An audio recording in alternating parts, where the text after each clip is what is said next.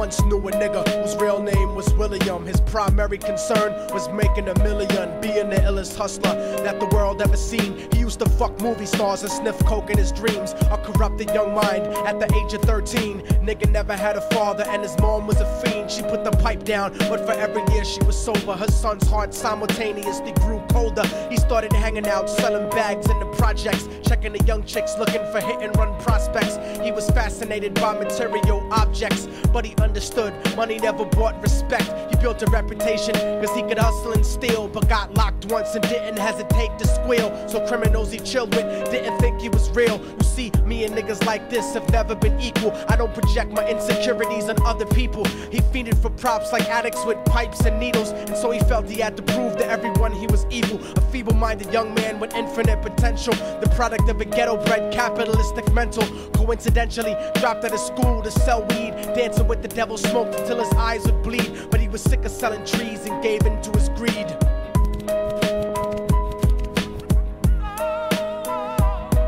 Everyone trying to be trife never faced the consequences. You probably only did a month for minor offenses. Ask a nigga doing life if he had another chance. But then again, there's always the wicked that knew in advance. Dance forever with the devil on a cold cell block. But that's what happens when you rape, murder, and sell rock. Devils used to be gods, angels that fell from the top. There's no diversity because we're burning in the melting pot.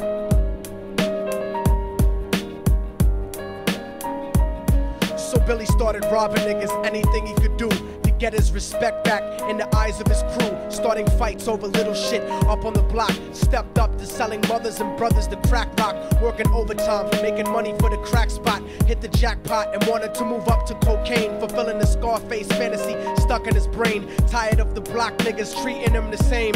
He wanted to be major like the cutthroats and the thugs, but when he tried to step to him, niggas showed him no love. They told him any motherfucking coward can sell drugs. Any bitch nigga with a gun can bust slugs. Any nigga with a red shirt can front like a blood. Even Puffy smoked the motherfucker up in the club. But only a real thug can stab someone till they die. Standing in front of them, staring straight into their eyes, Billy realized that these men were well guarded, and they wanted to test him before business started. Suggested raping a bitch to prove he was cold-hearted. So now he had a choice between going back to his life or making money with made men. Up in the sight, his dreams about cars and ice made him agree a hardcore nigga is all he ever wanted to be. And so he met them Friday night at 2:45.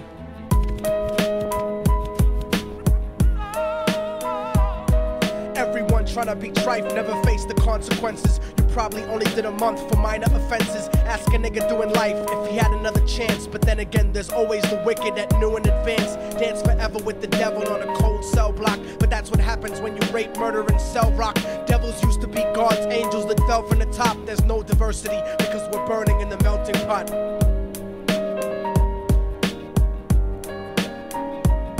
They drove around the project slow while it was raining, smoking blunts, drinking and joking for entertainment, until they saw a woman on the street walking alone, 3 in the morning, coming back from work on her way home. And so they quietly got out the car and followed her. Walking through the projects, the darkness swallowed her. They wrapped her shirt around their head and knocked her onto the floor. This is it, kid, now you got your chance to be raw. So Billy yoked her up and grabbed the chick by the hair and dragged her into a lobby that had nobody there. She struggled hard, but they forced her to go up the stairs. They got to the roof and then held her down on the ground, screaming, "Shut the fuck up and stop moving around." The shirt covered her face, but she screamed and clawed. So Billy stomped on the bitch till he broke in her jaw. Them dirty bastards knew exactly what they were doing. They kicked her until they cracked her ribs and she stopped moving. Blood leaking through the cloth, she cried silently.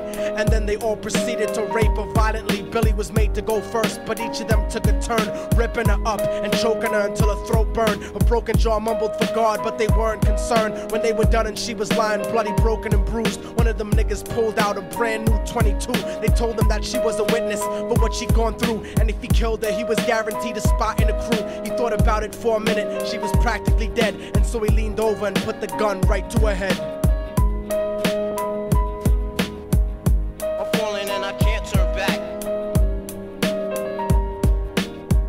I'm falling and I can't turn back. Right before he pulled the trigger and ended her life, he thought about the cocaine with the platinum and ice, and he felt strong standing along with his new brothers. Cocked the gat to a head and pulled back the shirt cover, but what he saw made him start to cringe and stutter, cause he was staring into the eyes of his own mother. She looked back at him and cried cause he had forsaken her. She cried more painfully, and when they were raping her, his whole world stopped. He couldn't even contemplate. His corruption had successfully changed his fate, and he remembered how his mom used to come home late, working hard for nothing, cause now what was he worth? He turned away from the woman that had once given him birth, and crying out to the sky cause he was lonely and scared, but only the devil responded cause God wasn't there. And right then he knew what it was to be empty and cold, and so he jumped off the roof and died with no soul. They say death takes you to a better place, but I doubt it. After that they killed his mother and never spoke about it. And listen, cause the story that I'm telling is true, cause I was there with Billy Jacobs and I raped his mom too. And now the devil follows me